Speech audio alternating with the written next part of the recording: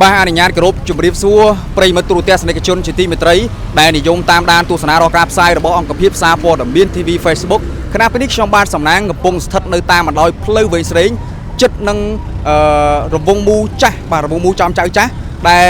ស្ថិតនៅក្នុងសង្កាត់ចោមចៅទី2ខណ្ឌពោធិ៍សែនជ័យរាជធានីភ្នំពេញគឺមាននៅករណីគ្រោះថ្នាក់ចរាចរណ៍មួយបានកើតឡើងដែលបណ្ដាលឲ្យបុរសម្នាក់ដែលមានឈ្មោះថាយ៉ាន់សី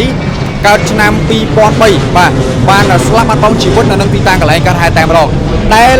ហេតុការណ៍នេះគឺកើតឡើងនៅរសៀលថ្ងៃទី8ខែមិថុនាឆ្នាំ2025នេះផ្ទាល់តែម្ដងដែលម៉ូតូនេះគឺជាម៉ូតូរបស់ជនរងគ្រោះម៉ាកWinner Honda Winner X ពាក់ស្លាកលេខភ្នំពេញ 1LL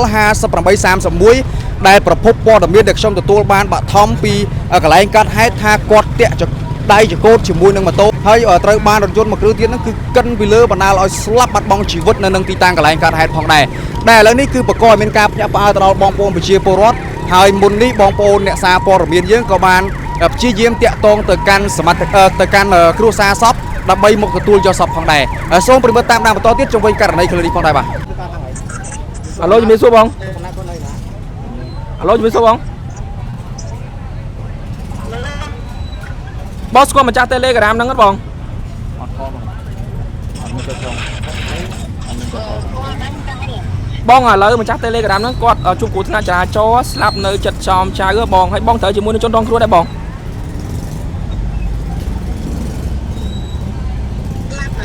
បាទគាត់ជួបគ្រោះថ្នាក់ចរាចរណ៍ឥឡូវស្លាប់បាត់ហើយណាយួនសីហ្នឹងនៅចិត្តចោមចៅហ៎បង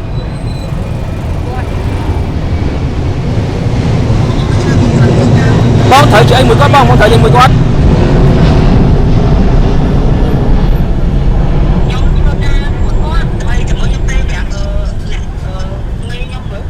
បាទជួយរកគ្រួសារគាត់តិចមកបងណាបងស្រីគាត់នៅចិត្តចំចៅបុកមកវិញស្រេងណាបងបាទ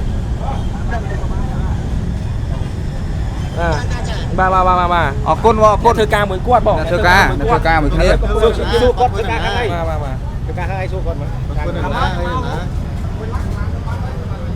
អានេះទូរស័ព្ទនេះយើងទេទូរស័ព្ទយើងទេ2000មកហ្នឹងណា2003យឿនអីឈ្មោះយឿនពិសីអញ្ចឹងយឿនសីកើតឆ្នាំ2003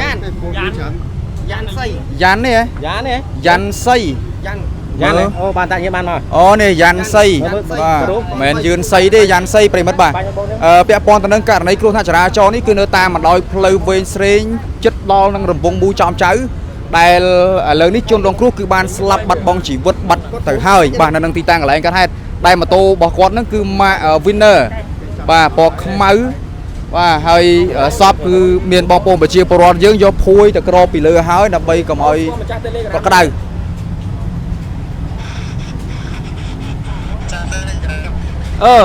ចា Telegram ហ្នឹងបយ sorry នេះអូនណាឈ្មោះយ៉ាប់សីយ៉ាន់សីយ៉ាន់សី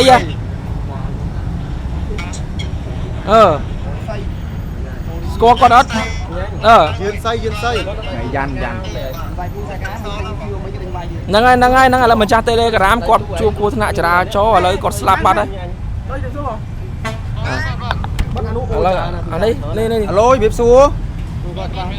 បងស្គាល់ឈ្មោះយ៉ាន់សីទេបងត្រូវជាអីនឹងគាត់ដែរបងគាត់ត្រូវជាកូនចៅបងខ្ញុំបងឥឡូវហ្នឹងគាត់បានជួបគ្រោះថ្នាក់ចរាចរណ៍បងហើយបាត់បង់ជីវិតបាត់ហើយបងអើយចំនៅណាបងនៅចិត្តវងមូចោមចៅបងអាផ្លូវបុកមកវិញស្រេង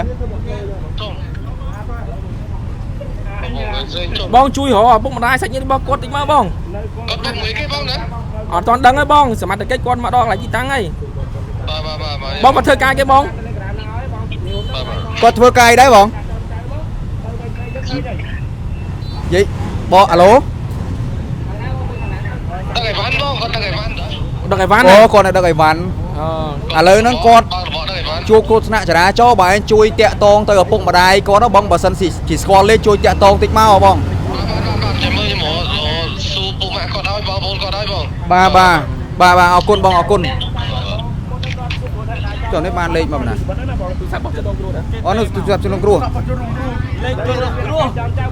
ប្រិមិត្តជន តាមប្រភពព័ត៌មានដែលខ្ញុំទទួលបានគឺជាប្រភពព័ត៌មានបឋមពីប្រជាពលរដ្ឋថាយុវជនខាងលើគឺបាន បាទបើកម៉ូតូក្នុងល្បឿនលឿនហើយបានតាក់ដៃចកូតជាមួយនឹងម៉ូតូផ្សេងទៀតក៏បានដួលបាទបោកទៅនឹងផ្លូវហើយត្រូវបានរថយន្ត2តោនកន្លះមួយគ្រឿងទៀតគឺបានកិនបណ្ដាលឲ្យស្លាប់បាត់បង់ជីវិតនៅនឹងទីតាំងកន្លែងកើតហេតុផងដែរ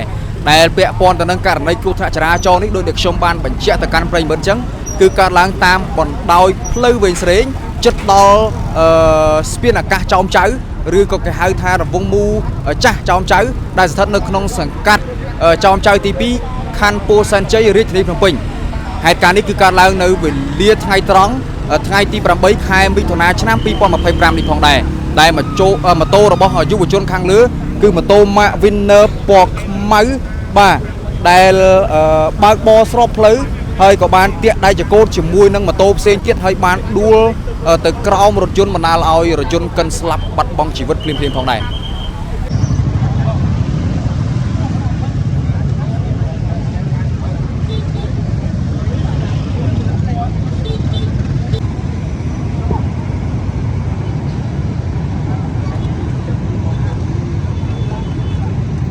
បាទនេះគឺជា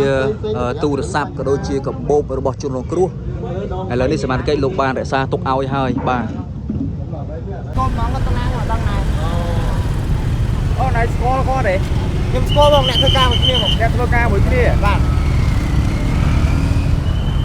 បាទឥឡូវណៃទៅមើលគាត់មើលនឹងអត់ទេមើលបាទ